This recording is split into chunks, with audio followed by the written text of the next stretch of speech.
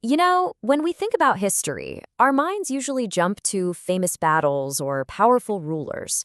But honestly, sometimes the most amazing stories are hidden in the quiet details, the little fragments left behind by everyday people.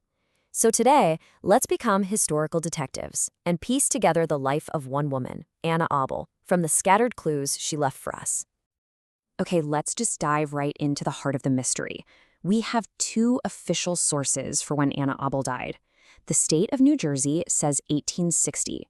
Her own gravestone says 1863.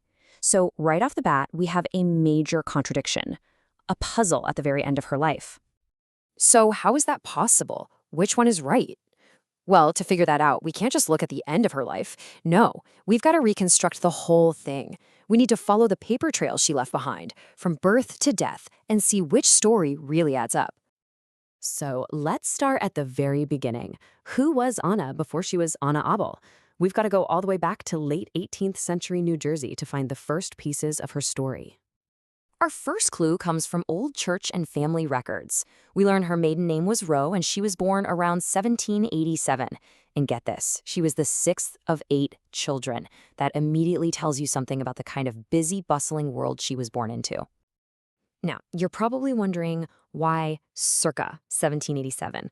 Why don't we have an exact date? Well, this is where the detective work really kicks in, because as you'll see, historical records almost never agree with each other.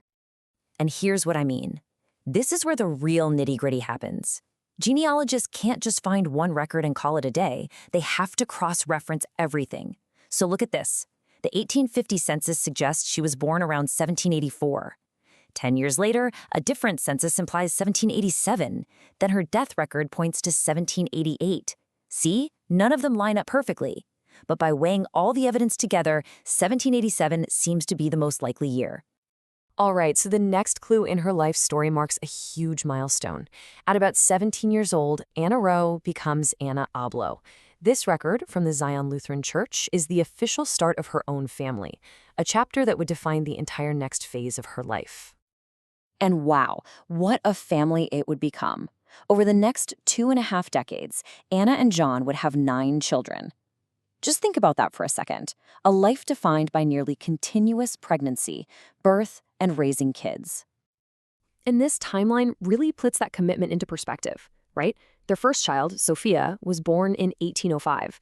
Their very last, Robert, didn't arrive until 1830. That is a quarter century where Anna's life was completely centered on building and raising this family.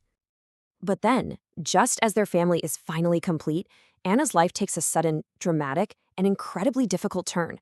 In 1831, the entire foundation of her family's security was just pulled right out from under them. Her husband, John, died. And here's the crucial part. He died intestate. That's a legal term that basically means he had no will. This left Anna and her 9 children in an unbelievably vulnerable position, with their entire future now in the hands of the court. And this number is everything. An inventory was taken of John's personal estate, and the grand total was just $307. There was no real estate, no land. That was it. That was the sum total Anna was left with to support herself and all those kids, some of whom were still tiny. So this begs the question, right? How on earth does a widow in the 1830s, with no property and very little money, even survive? Well, the next set of clues in the paper trail reveals exactly how Anna navigated this incredibly difficult chapter. The paper trail picks up again decades later with the U.S. Census. These records are like little snapshots in time. In 1850, we find Anna, now 66 years old, living with her eldest daughter, Sophia. And then, 10 years later, in 1860, she's still there, living with Sophia, who, in our really sad twist of fate, had become a widow herself by then. When you put them together, these census records tell such a powerful story of survival. Anna had to rely completely on her children. The very same family she spent 25 years building became her safety net. And it shows she wasn't just a dependent.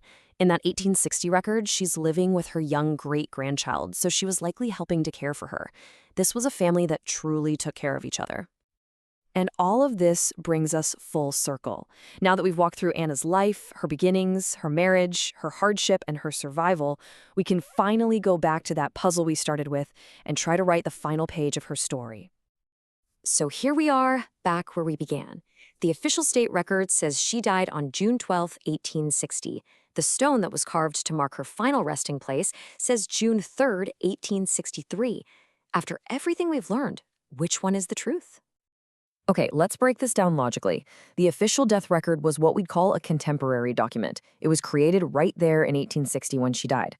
But gravestones, especially back then, were often purchased and installed months or even years later. So it is highly, highly probable that when the family got around to commissioning the stone, memory had faded a little bit and a simple error was made. The 3 in 1863 was almost certainly an engraver's mistake. The evidence really points to the official 1860 record being the correct one.